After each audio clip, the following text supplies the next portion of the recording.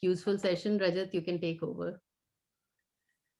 Sure. So good morning and good evening, and close to sleeping time for some folks. Welcome here.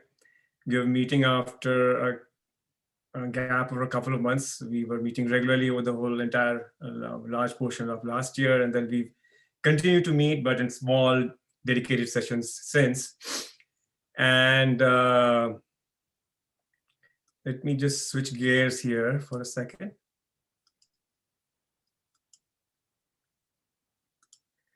So, we are actually meeting on a somber occasion, as many around us have perished and still struggle. We pray for them and their families and express sincere gratitude to all the caregivers who are putting their lives on the line every day. Having said that, for those who are on the platform for the first time, Ayurkula is simply about trying to tie science with ancient wisdom and enable us to flourish, humans to flourish. Now, we want to investigate the rationale behind our lifestyle choices. We do not follow any nutritional extremism. We do not follow any idiosyncratic diet approaches, and we choose and pick the best for and whatever works for us. So that's the approach. So it is not a place for 5 magical things for COVID. It is not a place where you lose 25 pounds in 5 days, or it's not a place for solving diabetes by gulping some esoteric pill or herb. So that's not what Ayurkula is.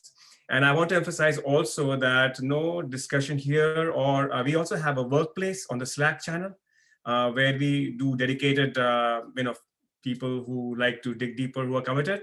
So we have a Slack channel workplace. Some of you would like, we could bring them in on that where more discussions going on. And but the bottom line is none of this is constituting medical advice. It is not implying diagnosis, cure, mitigation, treatment of any kind.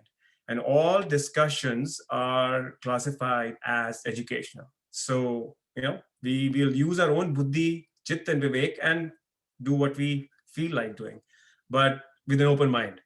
And this is being obviously recorded, as Anju mentioned. We have with us today from the Transdisciplinary University in Bangalore, the Ayurveda wing, the Institute of Ayurvedic Medicine and Research, Dr. Prasann, a wonderful human being whom I said, just out of the blue, we met him on one of sessions which unbeknown he attended. And hello, Prasann, most welcome to this meeting today. And yep. So now shifting here, this, a quick question again on Ayurkula. Like this just stems from a lifelong obsession of trying to connect the dots. And I've basically, my caveat is my version 1.0 of my life was in finance, which went through different kinds of bank, commercial investment, hedge funds and broker dealers or whatever. And now in the version 2.0, I simply connect the dots. So that's what I am, nothing more. I do obviously follow lots of people who are influencers, who I believe who have influenced me. The foremost being my erstwhile uncle, Dr. Govind Chand Pandey, who's no more. And then there are numerous others, and we only, follow their tracks. Having said that, I would just emphasize again that we are not here, and there are plenty of doctors over here and people who are far more educated than I could even aspire to be. We do not opine on the superiority of any medical knowledge system. But what we emphatically emphasize here is that we need to be inclusive and include whatever is best for our survival and for patient recovery. That's the approach. We connect the dots, we take it or leave it. And obviously it applies to all of us who remain healthy, luckily so, and those who are recovering from, this episode that everybody has been seeing even now. So despite all the differences that are there cluttering the social media, it's simply an integrative approach versus a reductionist approach, and both have their places.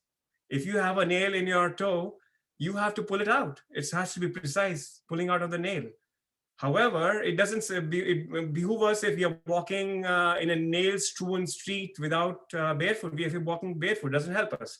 So with that in mind, that's the way I would like to approach it. And unfortunately, I have to admit here, and mostly an ethnic audience for most parts, it is very strange that India has found it difficult to keep two systems on the same page. Neighbors in the north have been 80% of their hospitals are including TCM, traditional Chinese medicine, and they have been using it in the COVID crisis very successfully. But let's leave it there. And the thing I want to get out of this, because a lot of this is going to be detailed stuff, but I want to emphasize that I want to shake ourselves out of the state of denial, which I still believe that I see around us. There is no running away behind and hiding behind a mask. Our natural evolution as human beings will not give us nostrils with N95 filters, hair filters. It's not going to happen. And so if we live in a state of denial without addressing the way we look at things in Ayurveda is we always go with the what, why, and how framework. So obviously what is out there and why does it make sense to do certain things and which are plausible, have plausible arguments. And finally, how do we get there? So what I'll do is I'll quickly review. I'll go with a speedboat right now because I'll speak with my Indish, whatever. If it's hopefully understandable to most, it'll be pretty fast and slow. But given the amount of time that we have to cover, and what I'm trying to, we're just trying to, barrel through a lot of concepts. But then, we can always break out later on when we do subsequent things. So what I'll do is I'll introduce the Ayurveda approach and then do a brief overview of immunity, how it works. And then we will also see how it relates to the concept of immunity in Ayurveda. And then we'll go over the timeline of virus attacks as in COVID, and go over some evidence of a couple of Ayurvedic herbs, because we don't believe unless we see evidence, right? So, and evidence always can be what I'd like to show you. So, always we have to have an open mind. And we will explore and discuss with Dr. Prasann some very encouraging clinical experience that they are seeing in the management of COVID at TDU, Bangalore, and a few other places. And finally, we'll do some constructive Q&A. So, just keep yourself settings on mute and keep shooting your questions, and Anju will hopefully, ensure there is a good conveyance of those. And we, just to step back, we have been doing these open sessions, public open sessions with libraries and other institutions, and then we also do private deep dive workshops, as I mentioned. So, let's just move forward. And we've been also bringing neurologists and doctors and physiotherapists and all that on the platform. But today we have Dr. Prasann. So at Ayurveda, what we do is that we first admit that the body is a complex system and it's in constant flux. So the system is complex. We cannot, attribute precisely what's happening. So in the analogy is it's a systems model where you do not look for causation. You don't say, I had that magical pill and I'm fine. I don't think that's true. So what we do is in a systems model, there are no causative elements, there are associations. This gets associated with this, and there are a lot of associations, and something is happening. The body is a very intelligent system, which is keeping itself in balance unless it goes pushed over the top, as we are seeing right now. So, for example, would be, now at Ayurveda, we try to simplify it further. We say, okay, let's break it down simply into sleep, which relates to the mind, mostly, and then nutrition and elimination relates to the body. And so these are the three triadic, legs on which you would say we can call it a happiness triad. And an example would be good sleep would obviously give you good gut bacteria, right? And bad sleep would give you bad gut bacteria, and then lead to obesity and so on and so forth. So again, I'm taking ourselves away from anything magical. It's all connected, and that's the way we approach it. We've been doing it in modular sessions. And now if you see how we tie in Ayurveda here is that, again, for all the experts out here, simply put, you can think of the primordial Shakti or Prakriti or energy, whatever, or the force, let's not believe in anything, is what is the causal element. And then it reflects itself as Sattva, Rajas, and Tamas, which can be associated with harmony, action, and resistance. And then, on the body, in the physiological element, it shows up as Vat, Pitta, Kapha, and where Vat is input and output. For today's discussion, Vat would relate to think of air in our lungs, right? The ability to breathe properly. Pitta will be, somebody is not mute, please. And Pitta would be, again, relating to transformation, which would be fire and water. But today's discussion, you can think of it as fever, manifestation of fever. And for Kapha, which is associated with storage and transformation and energy, that's what makes a body. So there's no stereotype, good, bad body type, and all that is like humbug. But that Kapha of today's discussion would relate to, let's say, water as in mucus, right? Accumulation of mucus and pneumonia and so on, those kind of things. So the connecting fabric between all of this is prana, which is connecting, if we were to believe there is something called a force or prakriti, through a causal element, the mind and the body. And that, if you don't want to believe of prana as in prana as in breath, should be more believable for us. So now, having said that, I'll shift gears and move over to just visiting the basic concepts of immunity and what's natural and what's adaptive. So immunity, again, and I'm sure everybody with all the stuff around there, everybody's knowing much more than this, but just good to lay the landmark here. There is an innate and adaptive immunity, and innate could be largely attributed to lifestyle, and it comes from physical barriers of the skin, the chemical barriers as in mucus and stomach acids, you can say, cellular defenses, those which identify pathogens and there are soldiers. An adaptive could come by way of natural active immunity, which could be by way of accidentally and unfortunately getting hold of a disease or virus and then recovering and then having some remaining immunity. It may last an entire lifespan or may not. And then vaccination, obviously, which again has question marks about how long it lasts. And some of those, of course, have been the greatest success of human beings, as in polio and measles, and some not so. So, we keep plodding along. Now, as in passive immunity, of course, you have that which is passed on through maternity to us, and the artificial one, which would come as, let's say, the example would be, plasma from a recovered patient. So let's take a slightly deeper dive here, and I'll keep it, don't fret on the slide. What I'm trying to say is, just like we have, now we admit that we have a relationship with our gut and other bacteria, humans are very closely intertwined with all relationships, all kinds of life, which includes viruses.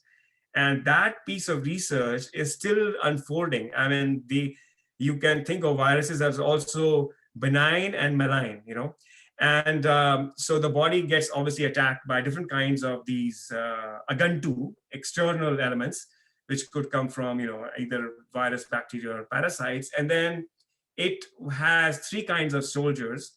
The soldiers would be guys who would be, signaling cells would come bring in the white blood cells, and they'll come and fight, swallow, digest, and everything. There'll be other ones which will interfere. I'm just calling them interferons. They're interfering cells.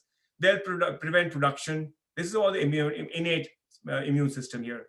And there's some guys who are sneaking away and acting as messengers and going to different parts of the body, the lymph nodes and different areas, which then take on production of appropriate new cell soldiers who are either doing killing, and they're called killer cells, and then either they will attack the virus where it's hiding, and then there'll be others who will be, different type of cells will create antibodies. And then at the end of this, while this is happening, of course, here, the body starts showing inflammation and pain and fever, as the case may be. And then while all this fight has happened, some of these may remain as guards with memories, and that is what becomes our innate immune system. So the bottom line here with all these busy talk is that one, innate and adaptive immune systems influence each other and reinforce themselves all the time. That one doesn't go without the other. And the other is that the efficient immune system needs to have the right proportion of cells. Again, it's not that magical one thing that takes us there. Everything needs to be in proportion. So, signal reception nodes, they, of all the immune systems, cells, circuits need to work, they should function. And then you would have a system which is going to sustain our cells. So now let's see where the troops are concentrated, our immunity troops. Switch gears again. Just give me a sec. So again, forget the busyness here. And if I had all the time in the world, I would have drawn it myself. But the troops are positioned along exactly where the attackers come in. So this is where all the troops are. Our troops are here. And the take home here is that all the tissues of this region, all of this would be layered with mucosa, which is also called mucosa associated lymphoid tissue, MALT, right? Not the nice malt we talk about, this malt.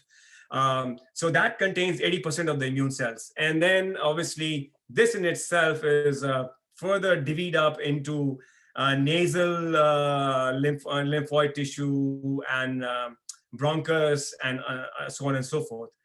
But the point here is that, again, if you take a step back and take a breather, we connect with Ayurveda, is that the malt, this malt, not any other malt, is, the my mucus tissue. This is related to protection of the entire mucous membranes from the invaders. It prevents take-up of irritating objects, including foreign objects like, viruses and so on and so forth, and all the pathogens.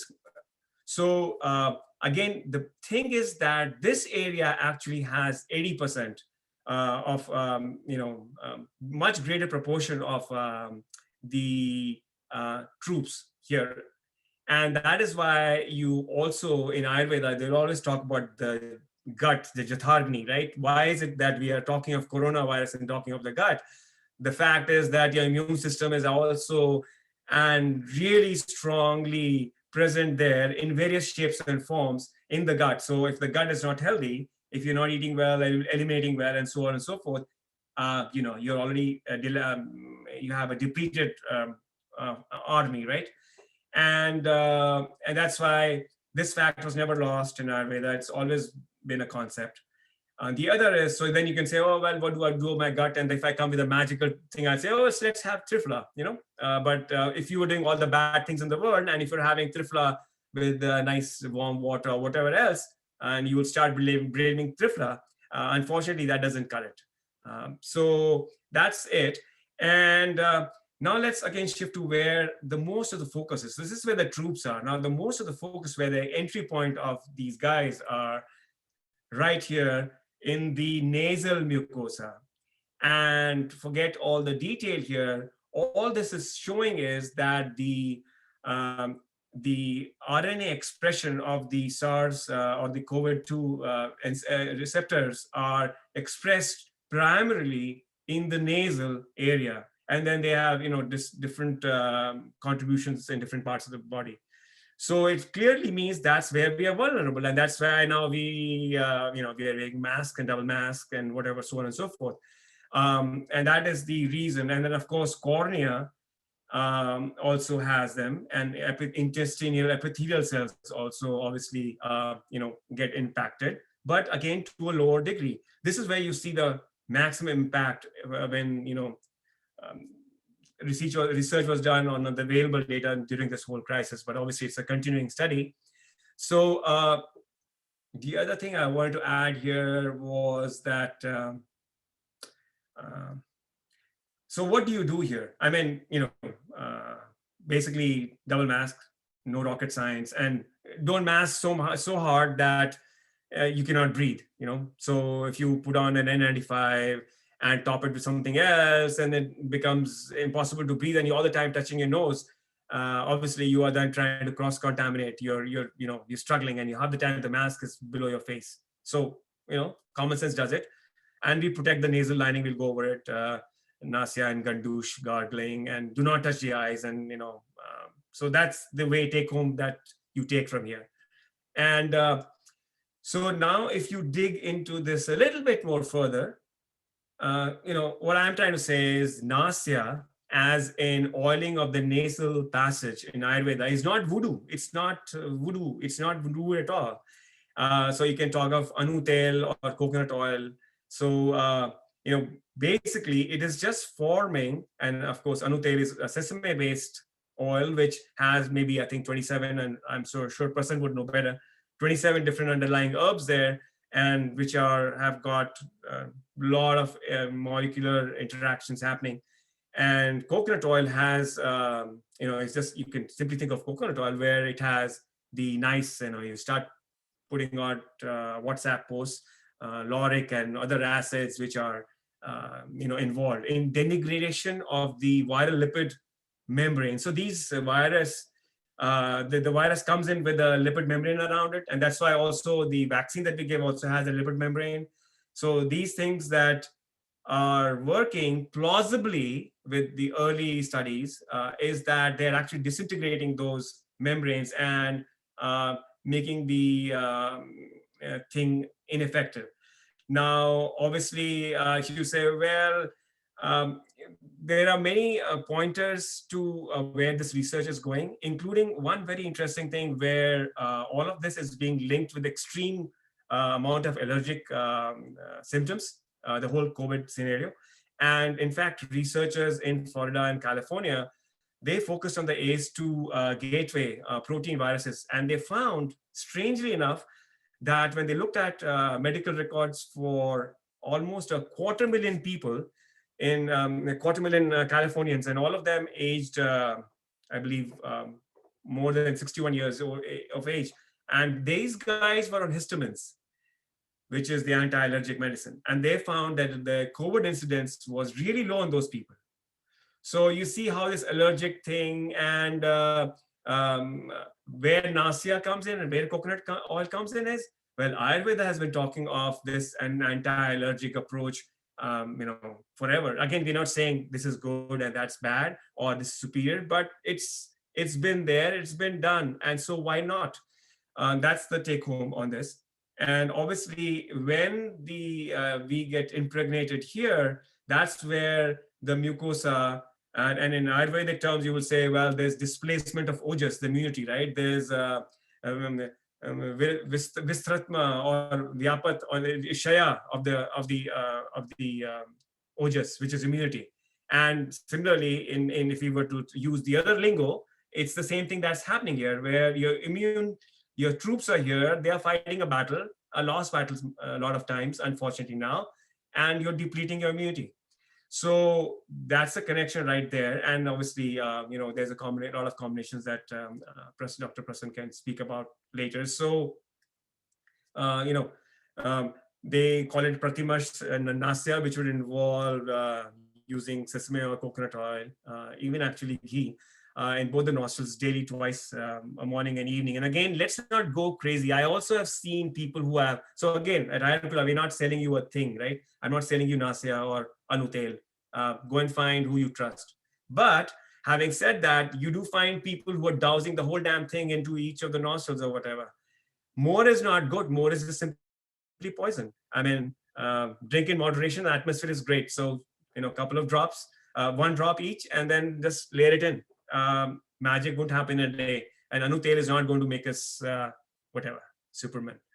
So, the other concept also is, which I mentioned, gandusha, which is this cavity here, which we address not through nasya, but by using oil pulling, use coconut oil, or there's actually some folks, God-fearing folks, I hope, make other good combos, which you can use to gargle and as gandusha and every day. So what you're doing is that before you get out of the day of your home, in spite of the mask, you're already creating a protective layer. So that's where this is in early stages. And again, Chandigarh or Rome wasn't built in a day. Same applies to our newfound love for immunity. I mean, that's a take home here.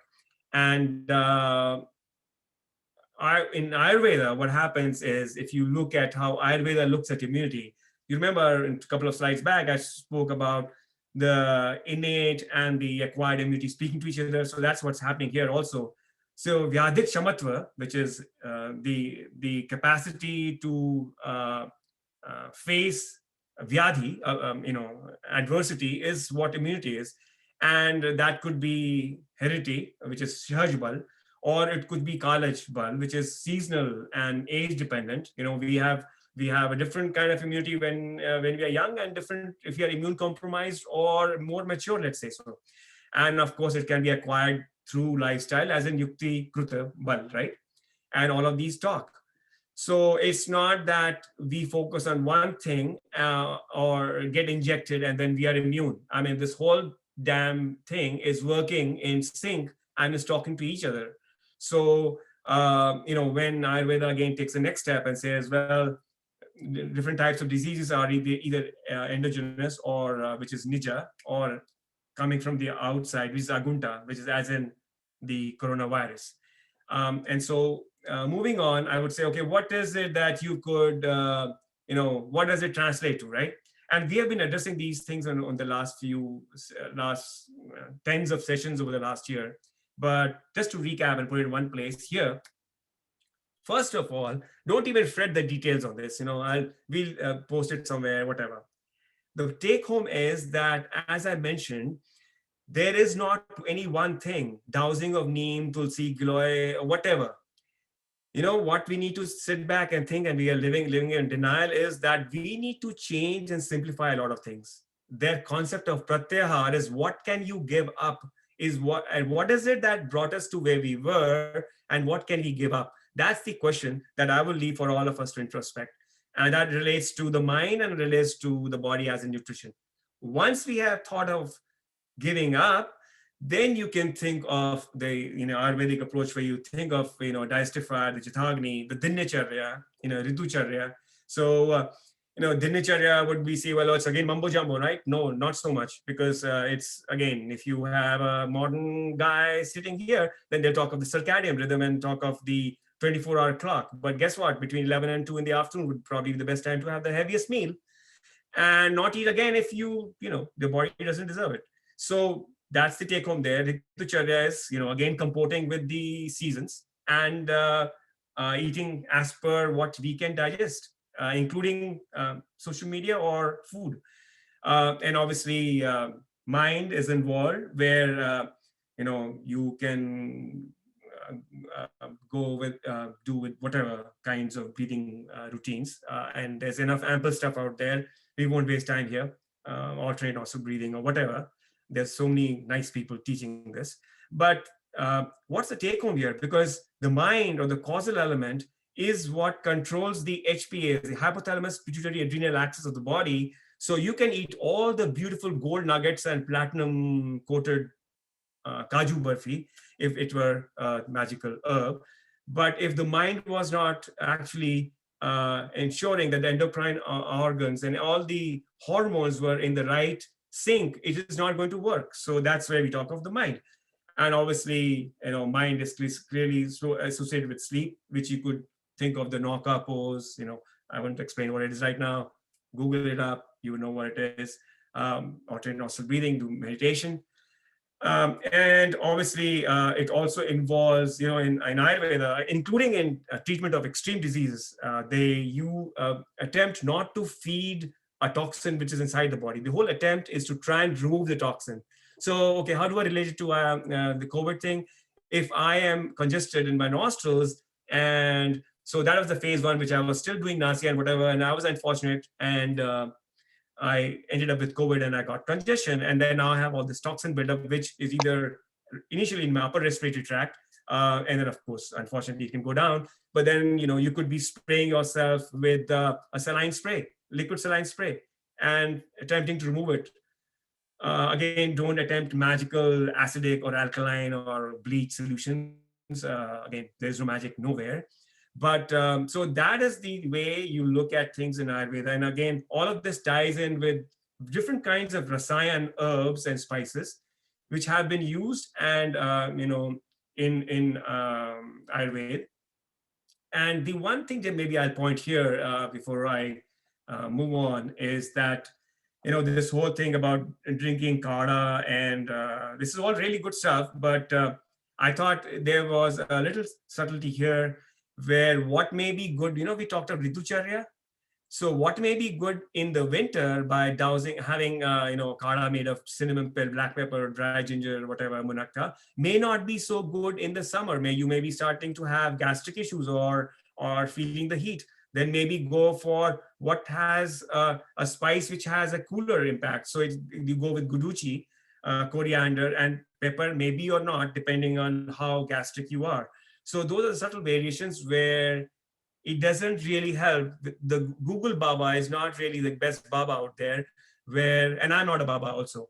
So trust your judgment, but do not just go and follow things. You have to attune them with the seasons and tune them for whatever reason. And that's why in Ayurveda, you have this whole concept of course, all the tastes, where the bitter taste here is today, I'm giving ourselves a bitter, reality. So bitter is in the Gita, chapter 18 also is something, but it is something that tastes really bitter in the beginning and then becomes elixir at the end.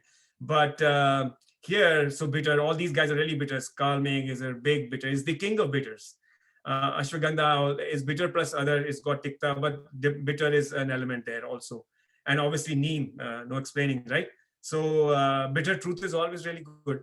And what I would say is that vaccines, obviously, there's a lot of stuff to digest for everybody, which includes where these guys would soon become probably flu shot vaccines, right? I mean, most parts of the world are struggling with even the first dose of a vaccine.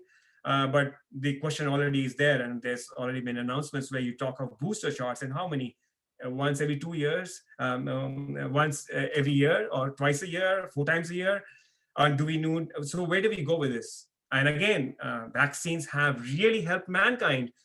But what I'm trying to say is that there is no hiding.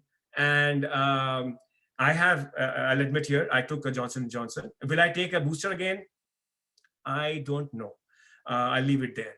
So, this is something that we have to think, that we cannot rely on any one thing. All is good, integrated, and then work according to bring all the things in together so that we can be happy and go along with our lives and live our lives to the fullest.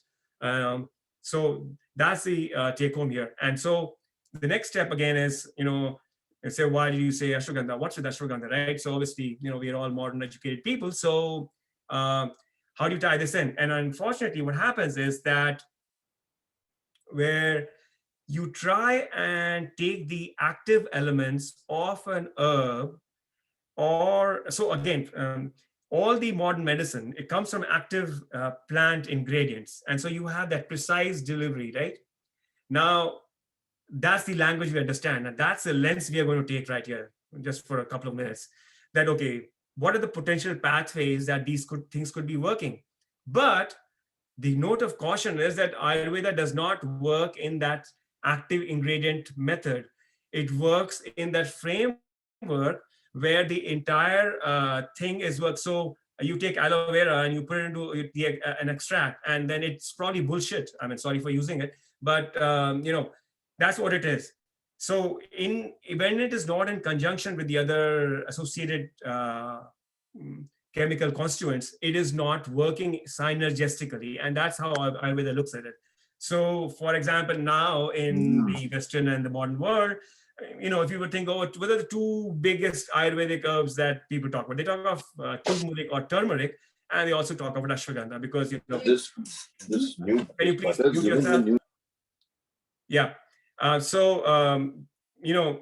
In Ayurveda, you would actually then say, well, you would talk of pathways. So if you talk of the viral entry phase, you would talk about how it relates to in silico experiments of different kinds of cells being impacted. And each of those phases are showing associations and pathways where it could help in all these things. And including if you pull up I haven't put that one here, if you pull up a molecular pathway of turmeric, you could say that it's linked with everything. And then you would say, you know what, all you need to do is to pick 2 tablespoons of turmeric morning and evening, and I'm done. I'm sure you will be in the hospital. And then if you continue, you probably perish. So the point is that there is ample evidence, and we're not trying to create a drug here, that there is clear association. In fact, CDC, the US entity, has opined that in epidemiological and clinical data that experimental studies suggest that the bidirectional impact, there's a clear interaction between micronutrients and infectious pathogens. And that's the way to look at it. Now, most herbs exhibit immunomodulatory response. And obviously, all the experts, if you talk of Sloan Kettering, the cancer hospital in the US, they'll say in an in vitro study, it was investigated, the extracts showed that these were helping these cell lines. And they leave it there. It's tucked in somewhere. And no bad mouthing all the people who are doing good work. But, as it behooves us to connect the dots, right? So if you move on to the next guy, Carl Meg. Carl Meg is, again, as I said, the king of bitter. And we are talking of bitter right now. We are, and I would apologize if I'm being too bitter. But if you were to again draw that link, and if and obviously I would not, there would be, I'm sure, people with more information and knowledge about molecular and cell mechanism, affinities and all that.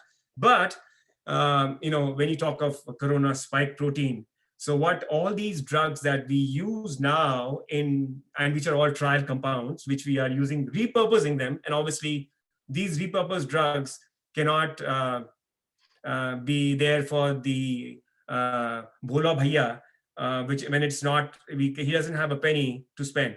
But all these drugs are actually, showing affinity. So what happens is, if you, the only take home here is that when something is trying to, and these are so this is Carl Meg, and these are the other triad compounds. Now, Carl Meg has 3 or 4 main identified, phytochemicals. So those, and these are the various pathways where, different pathogens come in. And this is a spike protein of the coronavirus. And more negative is better. So when 2 things bind more, then they give out energy. There's van der Waals forces and so on and so forth, but they leave the signs there. But the more the negative the energy is, the stronger the binding is. And so this poor guy, Carl Meg, the poor man's thingy, is showing up pretty good binding, right? And this is, you compare this with all these guys which have been used, and they are currently also being used. So what I'm trying to say is that, again, if you were to say, how's Ayurveda been using Carl Meg? So it's been using, it's a tikta, bitter, it's light and dry, its potency is high, it's got penetrating qualities. It has been used to remove kapha. Think of, getting congested in the upper pathway, lower pathways. And it's been used forever. And it's a very bitter herb. And obviously, so if we all right now finish the session and go out and buy Carl Meg and start gulping it down, guess what? If you happen to be having low blood sugar levels, you could actually end up with the emergency. So we have to be really careful and do not follow any magical solutions. I mean, talk to the people or use common sense. This is not in isolation, because made up by me. There are other studies out there where, so this is actually coming from a computational modeling study that people did. And there are more studies out there, I believe, which have taken lung epithelial cells and shown when they were infected with COVID virus, they've shown how Carl Meg was able to bind with them. They found 95% of binding was there. And I think they used Calu-3 cell or something. And they also were, really inhibiting significantly the virulence of that virus. So that is the science part of it. Now they'll say, well, how this research ends, he says, wow, this has got a really good prospect for becoming a drug. I'm not talking of drug. Ayurkula is not trying to go into drug making. And if you want to, please do. But we are not talking of drug making here. We are just saying that things which are used as drugs get derived from natural sources, and it should not be a surprise when somebody says, well, this works. I mean, there is sound logic behind it. So with that, I think what I'll do is we'll shift gears and to the COVID or the disease timeline, and Prasanna will soon, take on from here. And we've been, despite my whatever speed, I've still been eating up a lot of time here. But this is important to lay out. And, the green areas where lifestyle changes and all that, we spoke about, lifestyle changes and vaccines, and Ayurveda used to increase innate immunity and the protective gear. So this is where the things are fine, mostly related to either innate immunity or that acquired non-viciously through a vaccine. Everything is good over here. And then, of course, comes all this where this upsarga is torment or exposure. We get exposed. And there is sanchaya, which is the accumulation of the disease, which according to current statistical data is 5 ± 2 days or whatever. And then there's prakop, which is aggravation. That is where symptoms come in. That is where you immediately connect with the doctor and of your ilk, whatever you like. I'm not touting anything here. We're just opening our eyes. And prasar is where it starts spreading. This is a critical phase around, various people, different parts of the world, South Africa, parts of India, a lot of clinicians, they find that the critical day is the 8 days becomes a day of reckoning. And maybe if you are in this 85%, 85%, you're fine, hopefully. Or it could then go down the wrong way where it starts becoming tridoshik, the disease, when in Ayurveda we talk. So when tridosh means all the things are involved. Fever is involved, cough is involved, right?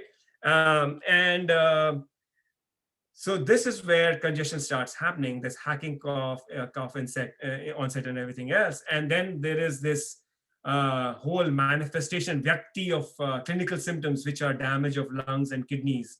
And then is where things become more complicated in SpO2 levels. Everybody knows what they are, and they start dropping. And when they drop to critical threshold, you start needing oxygen support.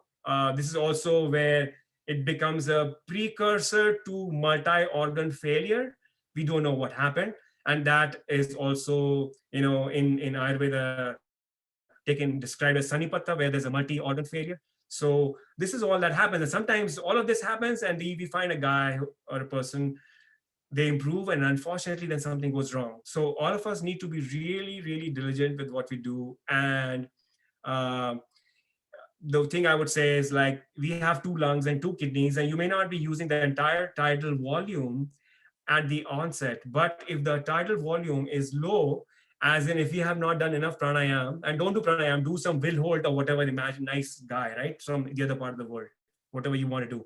If you have not got enough lung capacity, that means your lung capacity was enough to do normal chores. But the moment we faced a vyadhi, that's when the lung capacity was not enough. And that's where the reserve capacity is what we talk about, where, we've lost our reserve capacity and there's no improvement. And this is a long lingering thing. It's showing up in lots of folks. So in Ayurveda, the treatment, again, as Prasanna would clearly emphasize, is it is based on personalized, approach. You look at the person, the genetic constitution, look at the Kal, Bal, and Bal is the strength and environmental factors, and then you take it from there. And just don't pick up those magical herbs and then gulp them down. I'm not responsible. This is simply educational. Let's open our eyes. So with that, I think let's look at some of the clinical experience that we've seen at IIM Bangalore in India, and Prasanna will take over.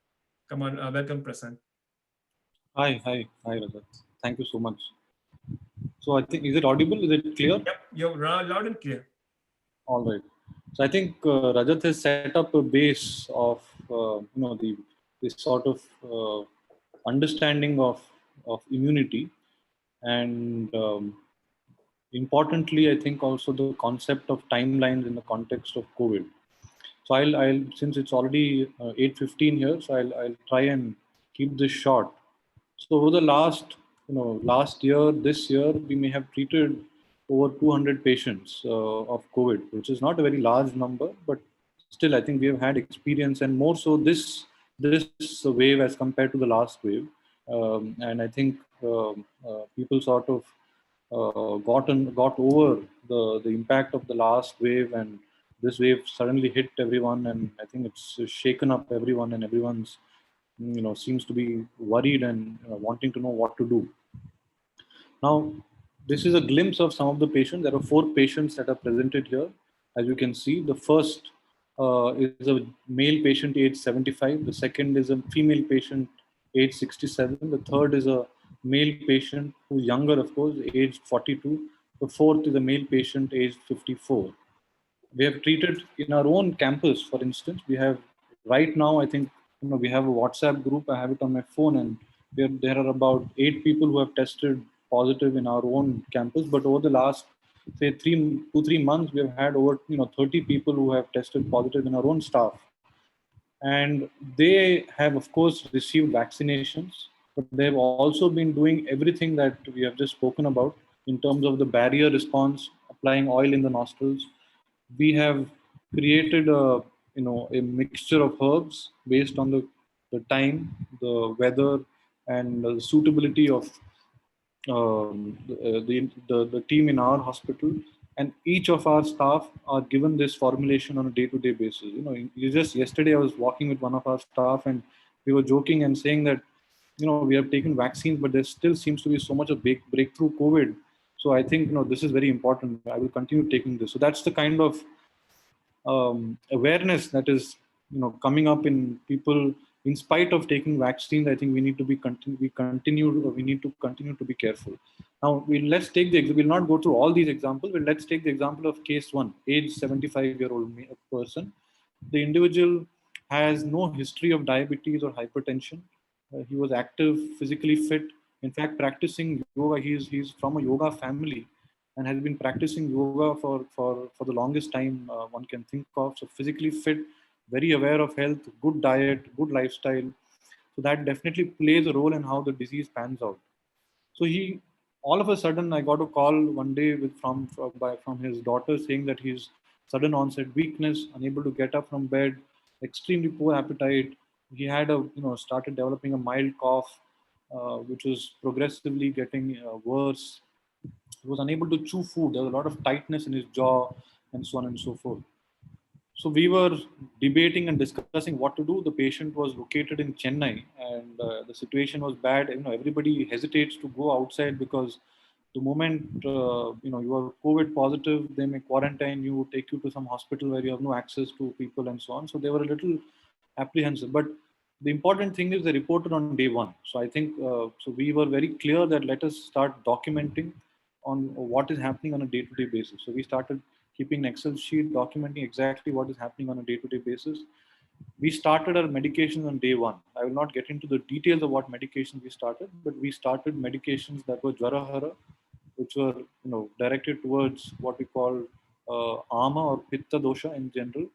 All right, broadly, I will not get into the subtleties of that. And we gave certain herbs and formulations that we sort of modulated and continued from day 1. So from day 1, we monitored temperature, we monitored saturation, we monitored blood parameters. So blood parameters that we monitored include standard blood parameters that are being looked at today: D-dimer, lactate dehydrogenase, ferritin, and so on. So we monitored C-reactive protein, CBC, electrolytes. So as we observed the progress of the person, we observed as time went along, his sodium started dipping. His normal sodium levels are somewhere between 135 and plus. His sodium dropped to around 129, and he started becoming a little drowsy, etc. But we persisted this. So this was on day 5, day 6. The cough had started increasing a little bit. Day 8, like Rajat mentioned, which was a day of reckoning, there was a further increase in cough. But all through this period, the good thing was that temperature did not escalate excessively. It remained within 100 to 101. Secondly, what was important was that his saturation did not dip below 94, so it remained stagnant at 94, 95. That was a good sign for us. Thirdly, pulse rate, of course, was high because there was temperature, and pulse was ranging somewhere between 90 to 110 on different days. But on day 8, we thought it was important that we do a CT scan because we didn't want to take any risks. So we conducted a CT scan. The CT scan score came back, and the score was 10 on 40. All right. So sorry, the CORDS was 5 on 25, which was moderate. It was mild, sort of mild, sort of COVID. So it confirmed COVID, right? But since the person was stable, and also during this time we were in consultation with the allopathic doctor, so we were in touch, and we ensured that the management was integrative in nature, because we believe that the patient is the most important. May it be any pathy, may it be Ayurveda, yoga, or allopathy, or naturopathy, whatever the pathy may be. The most important is to ensure that the patient is safe. For the glory of any one system, we do not try to compromise in terms of patient care. So that is our philosophy, and therefore our healthcare center is called Institute of Ayurveda and Integrative Medicine, and so we are not extreme, therefore, in our views. So in that context, we continued monitoring. So day 8, we continued medication. We altered and upped the medication frequency because, very interestingly today, this context of COVID has brought about the understanding of timeline, which is sometimes neglected. We don't take that very, very seriously, but people who have observed the disease carefully seem to be able to see a certain progression of the disease over a period of time and what should be done where. I think this was very confusing in the earlier part of the disease. We didn't know what to do where. When do we start remdesivir? When do we start steroids? When do we start ACE inhibitors? When do we start an antibiotic, and so on? This was very confusing in the beginning, but it has so this same philosophy holds good for Ayurveda. In fact, Ayurveda is a pioneer in respect of talking about timelines, avastha we call it, and modulation of treatment based on avastha, and it has all the time spoken about avastha. And today, I think, in this context, COVID has brought to the fore the understanding of timelines. So therefore, timelines was extremely important. Day 8, day 9, day 10, we observed that the patient continued to, he didn't worsen, saturation maintained. We further repeated the D-dimer. D-dimer had gone up. So it had gone up. So 500 is the limit. It had reached somewhere around 1,500. So in consultation with the allopathic doctor, we were, today it is understood very clearly that COVID also hits endothelial cells, and the endothelium of the blood vessels is causing clotting. So he was also prescribed what they call anti-thrombotic agents in consultation with the allopathic doctor. So that was the only medication other than the Ayurvedic medication that he was on. So we continued monitoring. Gradually, he started, so day 11, day 12 onwards, he started observing that he was feeling better. Energy was slightly improving. So all through the 10 days, he was sort of out. Considering a man who was physically active all the time, he's a teacher of statistics. So he was teaching statistics to students, but during this time he just couldn't do it. He was completely out. But day 11, day 12, as he approached day 14, he definitely started to feel better, and we felt a lot more confident as he progressed. And even now, as of today, we continue to monitor. So we changed track after he became better on day 14, day 15. We changed track from monitoring from symptom management and correcting the doshic imbalance to something that we call rasayan in nature. We changed track, and what we call, we are finding many people post recovery of COVID have complications. So it does not end at day 14. And I think people today are talking and taking this more seriously. People say that we must continue monitoring, observing post the day 14, because inflammation, what we call lean dosh, something lingers within. And Ayurveda is again very good at controlling this. Just to give you examples, 2 other examples of viral conditions, chikungunya, for example, or herpes zoster, for example, is treated excellently through Ayurvedic, framework. I would say, I would not to say that Ayurveda is the best at treating everything, but I think the framework is excellent because it starts with prevention, it starts with management and timelines during the process of management, and post recovery, so-called post recovery, it continues to modulate, identify, monitor sort of the condition of the patient to prevent what they call post-viral complications. So I think so. It's therefore it gives a very beautiful framework to sort of correct a process and restore homeostatic balance, restore the systems, back to a certain level of normalcy. And so therefore we continue to monitor this patient as of today. So that's one example I can give you. The other, so we'll ignore patient 2, 67-year-old, we'll ignore that one. There was the other patient, 44, age 44. So he was in fact our own staff, very trusted staff of ours working with us for the last 20 years. He's about, so, he had developed sudden onset throat pain on the 19th of April, along with body pain, fever. He used to eat in a group in a house where everyone had tested positive. So all that family, including him, developed COVID. Right, so we tested him at a later point in terms of RT-PCR. He was RT-PCR positive. So from day 19, so that is 19th of April to the 26th of April, his symptoms remained sort of moderate. It didn't go up too much. There was some fluctuation in terms of fever, but he remained more or less stable in a certain sense. There was fatigue and so on. Good thing again was saturation did not drop below 94, 95. Though his CRP had cropped up. It was about 47. The limit is 6, so it had really gone up. It was really high. So there was definitely a cytokine storm, in a sense, brewing there, ready to move in whichever direction, right? So we again on day 26 we started to we took it a little seriously because monitoring was very important. So every day we would get an update, morning, evening. And day 26 is when we panicked a little bit because his cough increased. He started getting a little hacking cough and so on. So we retested all his parameters, but we sort of observed that everything was still under control, right?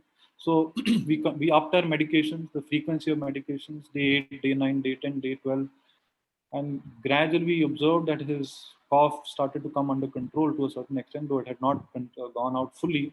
C-reactive started decreasing. So it was 47, it reduced further as we continued.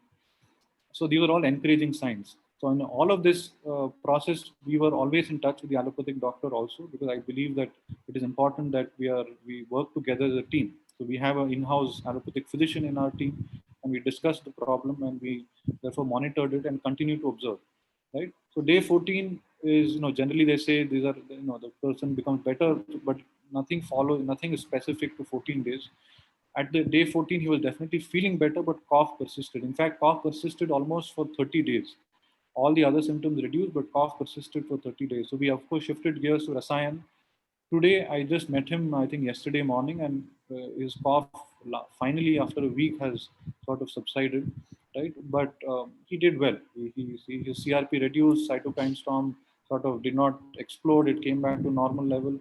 And we did this through proper monitoring. So it's based on not any voodoo, but proper I think monitoring is very important. Respecting different sciences is important. Investigations are important, and so on. So this is what we did in these patients, and there are many more examples, but we'll stop at this. Okay. Yeah, and Prasanna, you also had, so I think I'd put the things that you were, as you mentioned, these were the tracked things that, and this is a subset of the things that were being tracked at IAI. Yes, absolutely. Yeah. And yeah, you're saying something? Absolutely. Yeah, no, absolutely. So we monitored every patient's parameters that are necessary to monitor all through, right, and relevant in the context of each patient. Right. Correct. And basically, this is just some of the data from that. Yeah, so this is a summary of the 4 patients, but I think I've explained a little bit of this, so we can. Yeah. Move forward. So, and clearly, and there is, Prasanna, I believe, also, a lot of your colleagues spread across the country also have seen good, so encouraging. To elaborate on that, I think, so this is a report of about 180 patients who were treated for COVID by a very respected doctor in Chennai, who's we have learned from her. We have known her for many years, associated with us, and so she also monitored these patients, and all of these patients did well. So I mean, just to sort of narrate the ground experience from various doctors and people who are treating patients, what we have, so we have colleagues in Maharashtra, we have colleagues in the north part of India, we have colleagues in the southern part of India, and of course our own experience, and we've all been treating COVID patients from all through this time, and the general experience is that I think starting on day one is extremely important. Timeline is extremely important. Monitoring is extremely important. Interaction with the patient is extremely important. And I mean, there's a hypothesis that we have put. I think Rajat sort of spoke about this hypothesis. And in fact, I was speaking to a group of scientists yesterday. Today also we might have a discussion. But like the Florida experience, that of patients who were on antihistamines, and who had lower incidences of COVID, like complications. Many of the Ayurvedic formulations that have been used,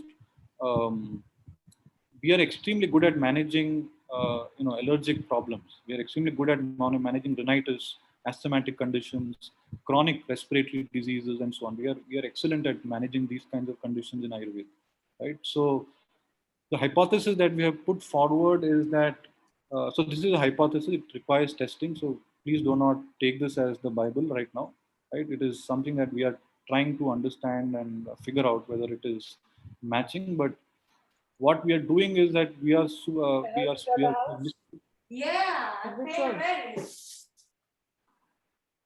listing out all the formulation that we have used in these patients, and looking at their active compounds that have been used, and we are sort of looking at the targets in terms of what COVID SARS-CoV virus hits, so the lungs, the GIT, and so on.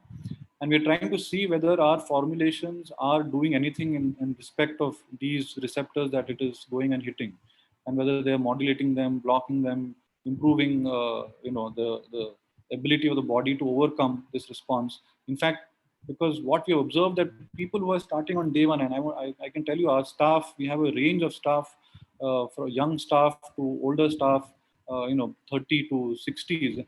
All of them have been on these formulations. So we have monitored each one. In fact, we discussed yesterday, and we have documented all our patients, our own staff who have been affected with COVID. We have kept a quarantine 25 bed only for our staff, and each one has been documented. They have been on Ayurvedic medications, and have all done well. So we are, and this is the experience in Chennai. This is the experience in Maharashtra. This is the experience in Gujarat. So we are finding this experience in many places.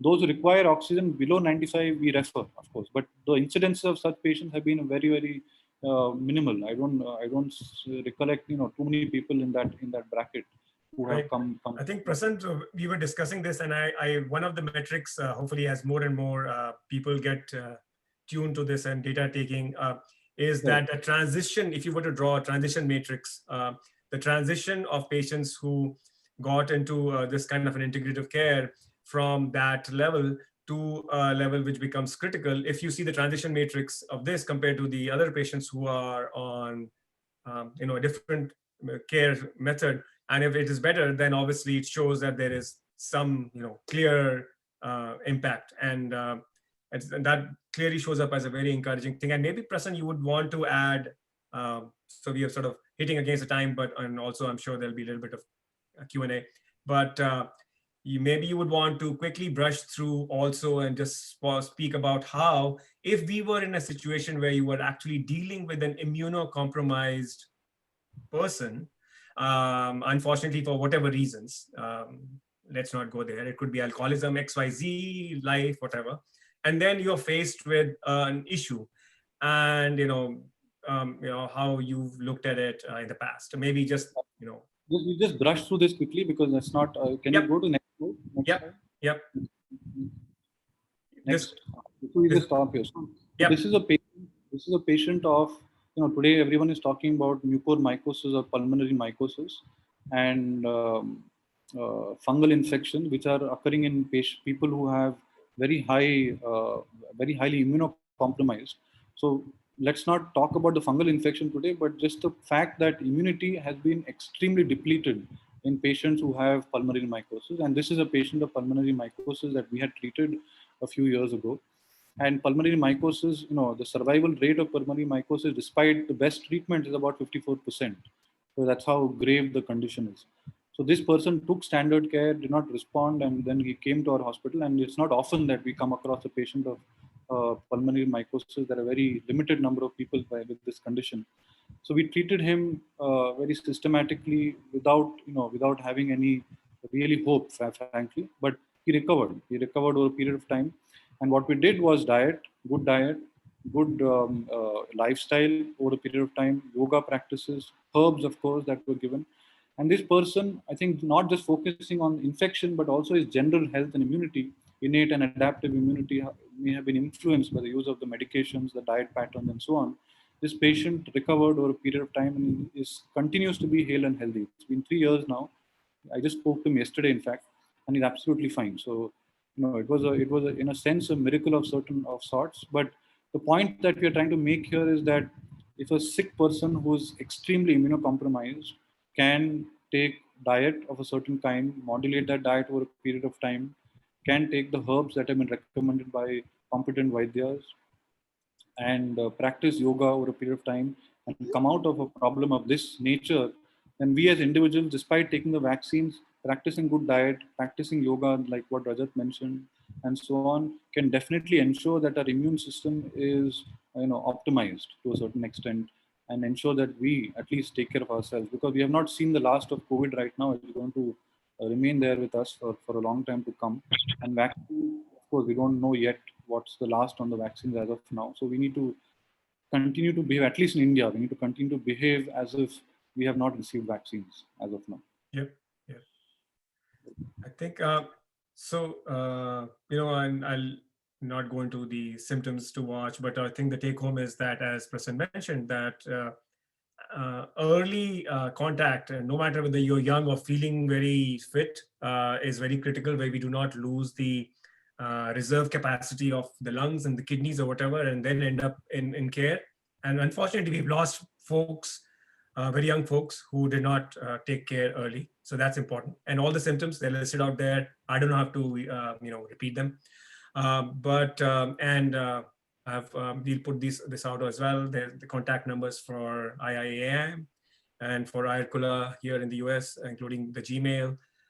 So we basically do public open sessions. We do private deep dive workshop series, and we also have a Slack group at IRCULA where we work. Trying for people who are committed, who take the long haul and not look for a magical pill. And having said that, I would want, before I just throw it open to Q&A, the most important thing that I would say is that, again, as a very strong disclaimer, you have to think of risk and safety, and immunity or any other thing is not built in a day. To be better, you need to be persistent and committed towards each leg of the triad, as I mentioned. And anything, whether it's a drug or a herb or a medicine, if you look at plot health on the y-axis and that thing, whatever thingy on the x-axis, it's good. It's good. The health becomes better. And at some point, there's an optimal level of consumption, and then it drops. So whenever we pick up any of those things which we get off the counter and then start gouging them down, either through our fluids or milk or whatever, and you think then, oh, why, you are king. It is not so. It's probably becoming poison. So be very, very wary of that. One diet, one herb, one food workout cannot fix the system. So I think with that, I'll just say that what we did today was to, innate and acquired immunity, they talk to each other, they're mutually reinforcing. So one doesn't go without the other. And that entails changes in the lifestyle. We talked about nutrition, meditation, pranayam, sleep, toxin removal, judicious use of herbs and spices. And again, first line of defense is right there, a low-hanging fruit in everybody's kitchen, Nasya, and obviously early contact, and not trying to, bulldoze it out and thinking that, we are God, would be really helpful to all of us. So having said that, I would just, Anju, if you posted the feedback forms, that'd be great. IRCULA Slack, she can post a link, you can join there. And, at IRCULA, our motto is Tata Rakshati Swasthya. Rakshati bhuka shishyate, that which protects our health will protect the planet and everybody. And we can move on to the Q&A. Anju, I'll stop it here. All right, guys, please keep sending your questions. I don't have that many questions right That's now. fine. Let Yep. me. The first question that came in was, "What is Guduchi? How do you get to it? What's the English name? Probably that's what you need to tell. And how Baba do you Google. get there?" And Baba, yeah, it's some Tinospora something. Which one? Giloy, right? Yeah, Tinospora cotton. Yeah. how do you So- get it? Like, is it on Amazon or do you just buy it from Indian store? If you're in India, of course, it's available very easily in the market in Ayurvedic stores. It's available very easily by the name of Guruchi or Samshamni Vati or Giloy in different forms. And if you're in the US, I guess you may have herbal stores. You have banyan tree and so on, which all give good quality Giloy and Guruchi. Right. So Rajat, also you can find out the links and put on Slack Sure. the Yep. purchase of Guduchi. Okay. Yes, right. There's a question. If there's a headache, is that like something to worry about? Pardon me, I didn't get that. Is Just it what? like symptoms like headache. Headache is a symptom for COVID too. But if I have a headache today, should I just get Yes. concerned, or is it like something about it that you want to tell? I think if it's a headache, I just say monitor right now. If it's every symptom is important, of course, but it need not be COVID. Right? If you have a headache, it need not be COVID, right? So continue monitoring. If it gets worse, then we can talk. But if not and gets better over a period of time, then we see. So it's important to understand why you have the headache. That's the first step. The first exposure to like the gully ki kharaj, the first exposure to something that you can associate with you're not feeling okay. That again, and only the person themselves can say it. And then it may at that point just mean that like what I do as an individual is if I find I'm not feeling so well, I'll pull out my magical mix of salt and trifla and licorice and make some tea and put in some lemon verbena leaves in it, and I'll give it to the whole family just because I'm feeling a little weird. Everybody has to endure it. That's what I do, but it's nothing. I'm not making a package out of it. That's the way I approach it. I take every signal as something for giving myself katu. So, but God forbid we sneeze. We all have to take the dose. So hopefully, it's working. Okay, another question. I'm just reading out questions, guys. Please keep typing so that we go through it fast. I know we are way over time. Does alum play any role in improving immunity for the body? And is there a limitation on the amount of neem that a person can intake? So does alum play a role? Is that the question? Yes.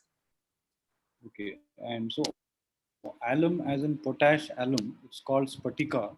Right? Typically, we don't use alum it's not the first thing that one would talk about. So, would suggest not to go there. There are many other things that one can look at prior to going to potash alum. Right? Amrish, I think, has asked that question. Yes. So I would suggest let's keep that away right now. Right. The second question is regard to neem. Should you take neem? Yeah. Sorry, my connection was a little poor. So should you take neem and how much neem can be taken? Absolutely, there's a limit to everything. There is nothing should be overdone. The tab is it audible? Yeah. is So it you're getting some breaking, but delay? it is. Okay.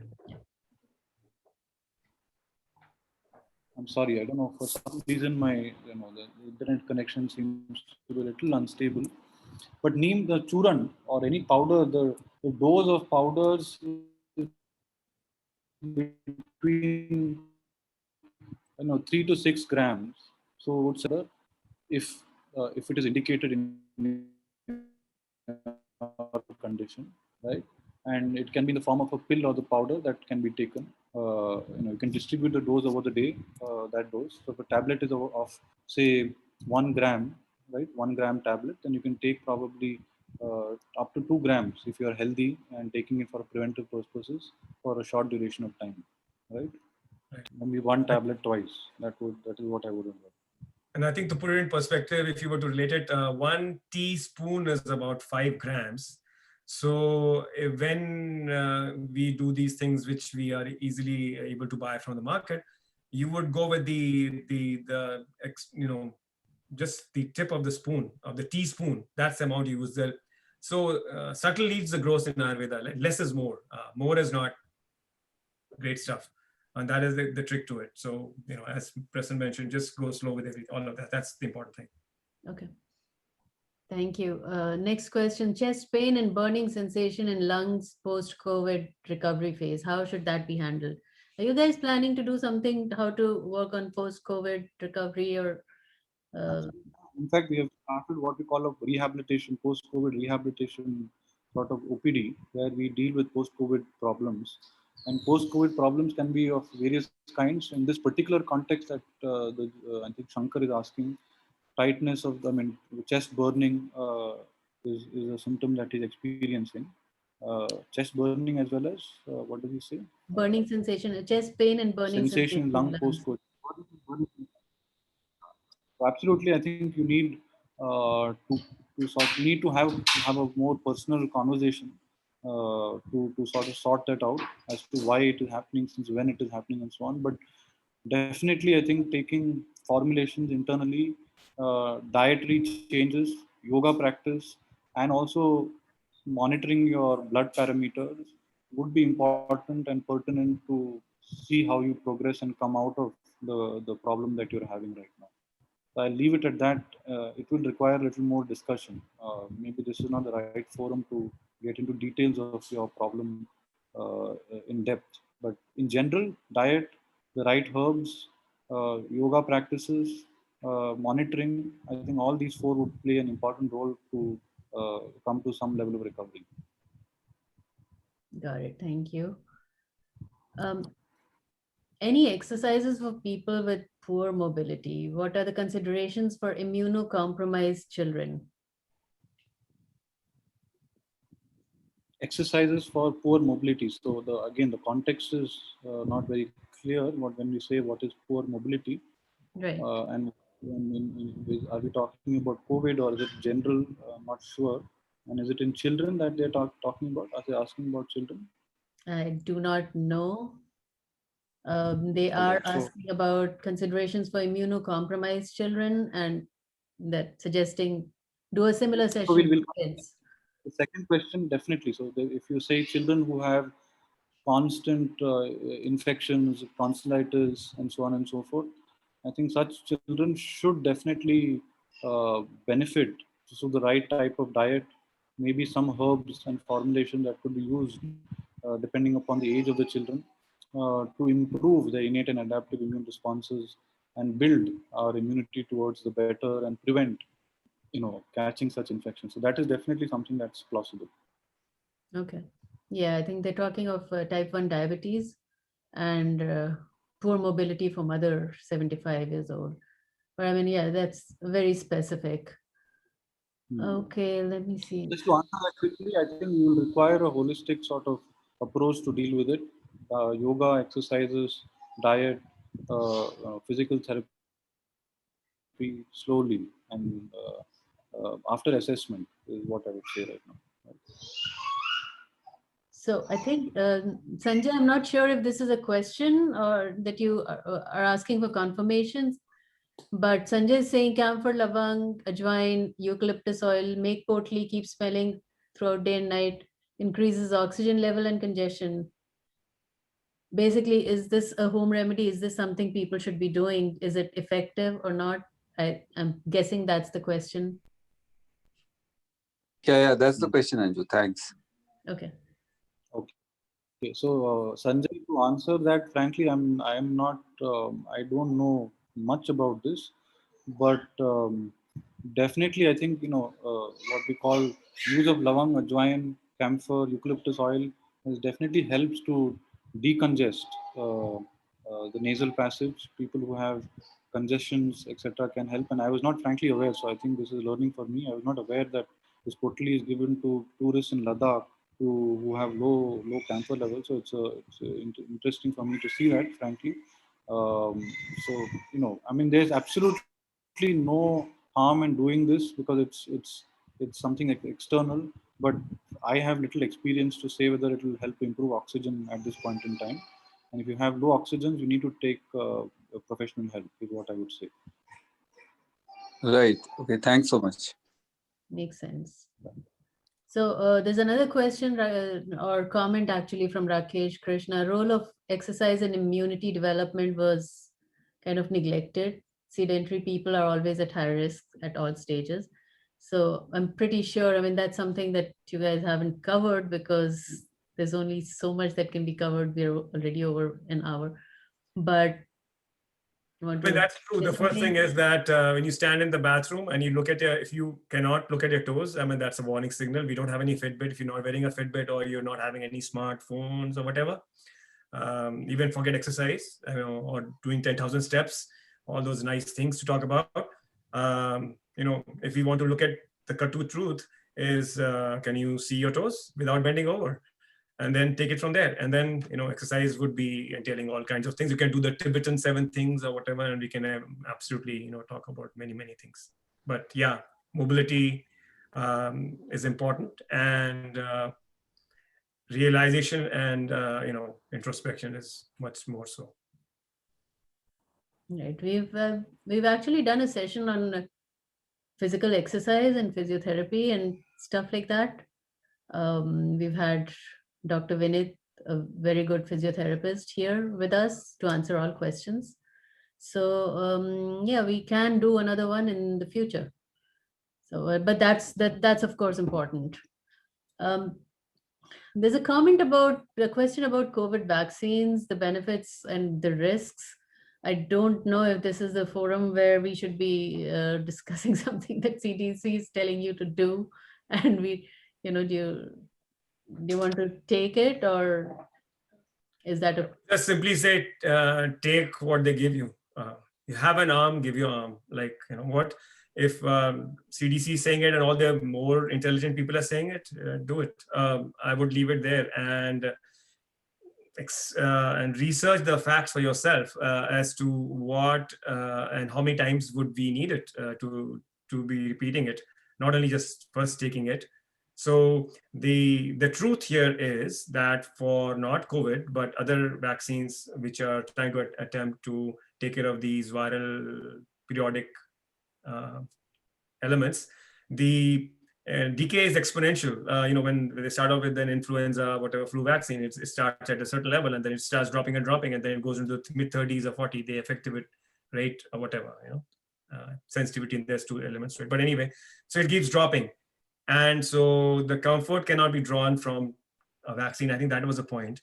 That you should avoid it is not being made. That point is not at all being made. Absolutely, vaccines have helped mankind in many, many ways. And of course, these vaccines are all emergency use authorizations. So which means there isn't enough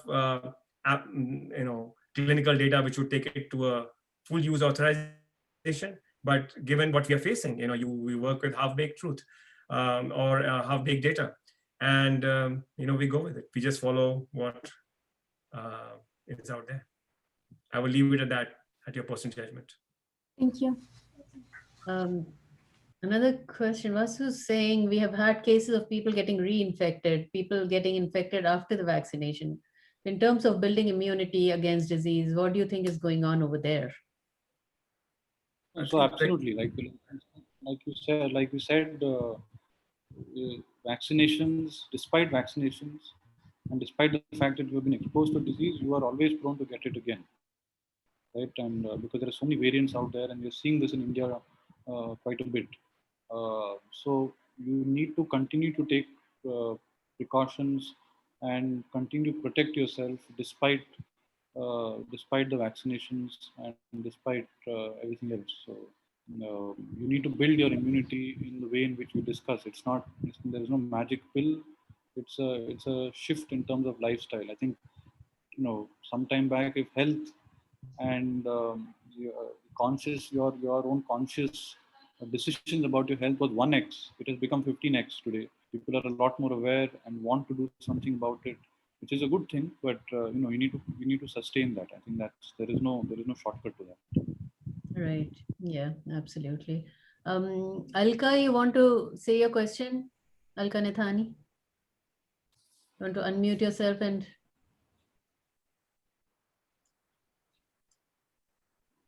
Alka, you still there? Okay, I don't know if she is. Yes, I am. Oh, okay. Yes. Great. Yeah, can you Yeah, hear me? let's make that the last Yes, question. sorry. It's 11:30. Yeah. Sure. Okay.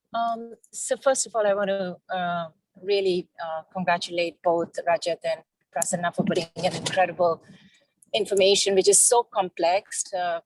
Like I would say 50% of the stuff went over my head. But having said that, what can you, so it's a two-part question I have. What can Prasanna or Rajat as Ayurkala can offer people like us a very targeted solution in terms of, because health is so personal and most of us are procrastinators. We wait till the inevitable to happen.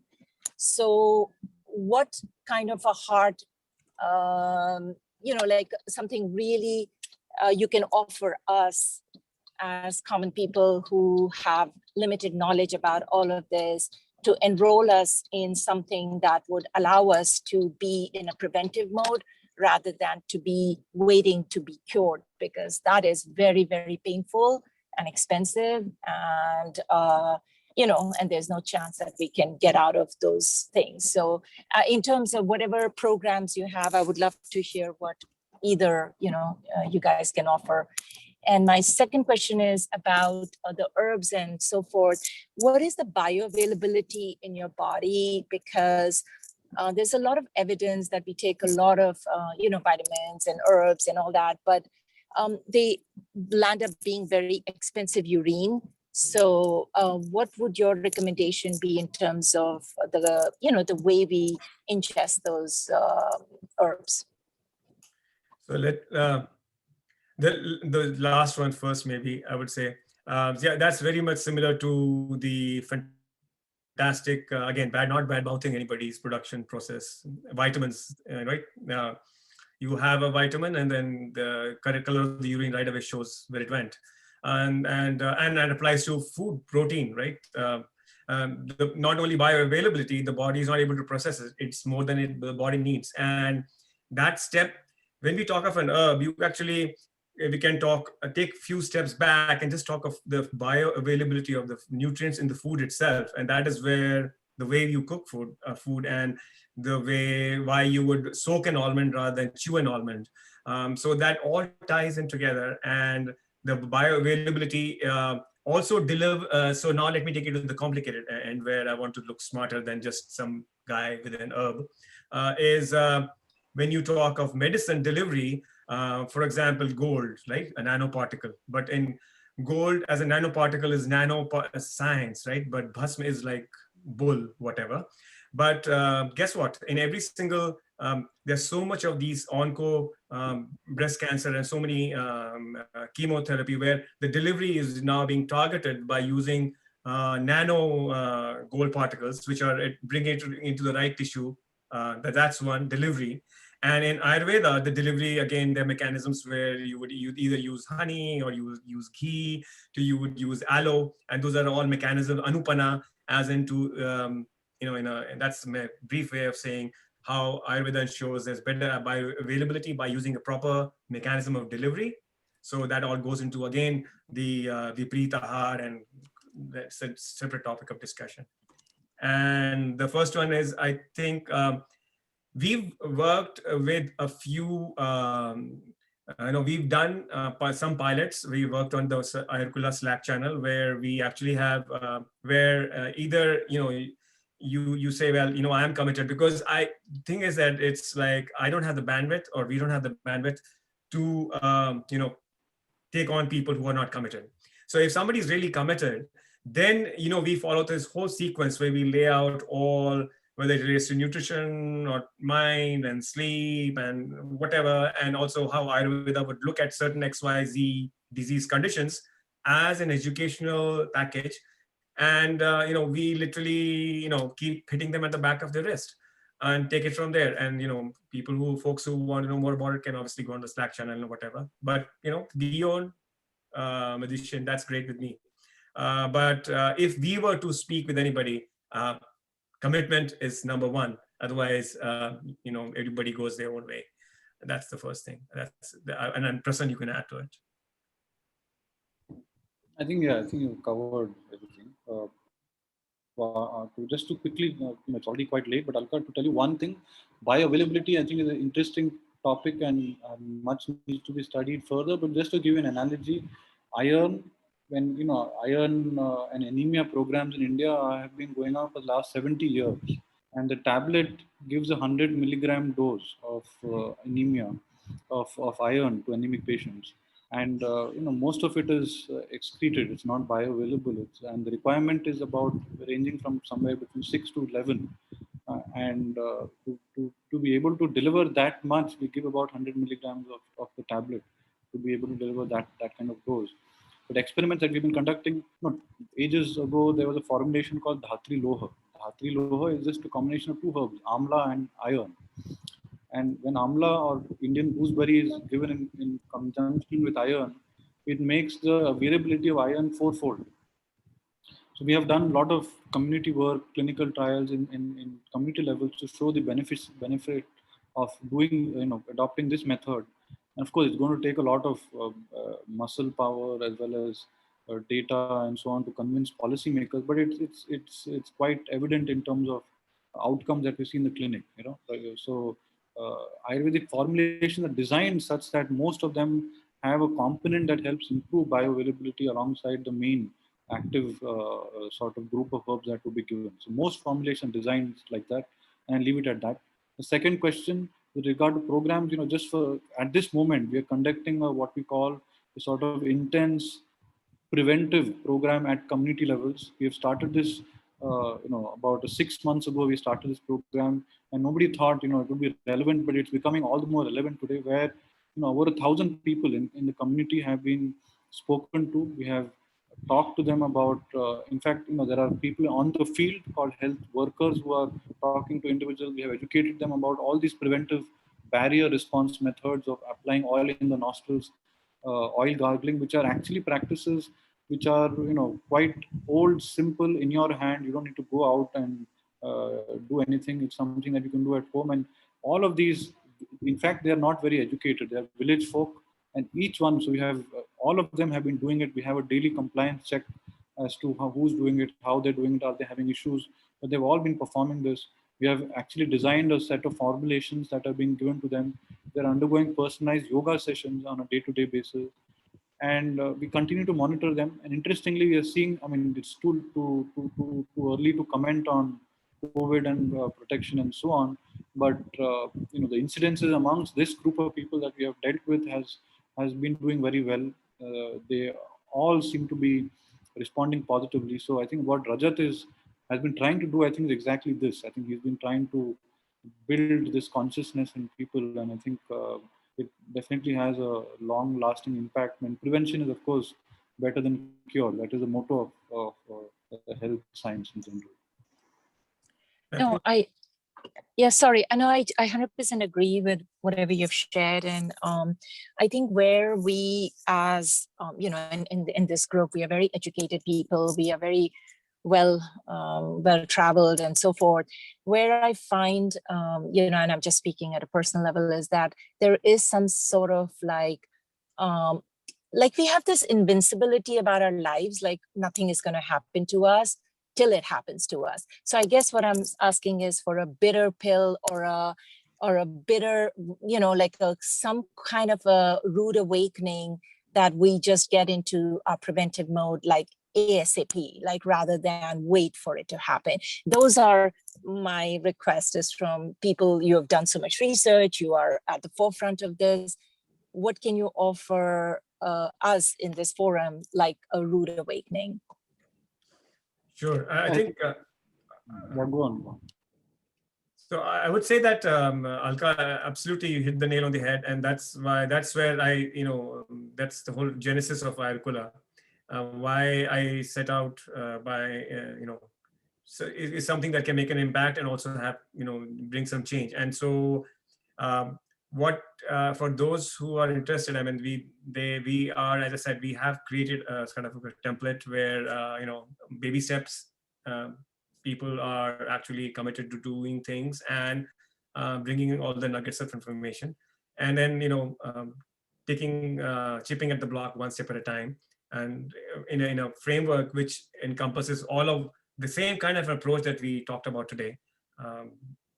Any kind of knowledge information system from wherever.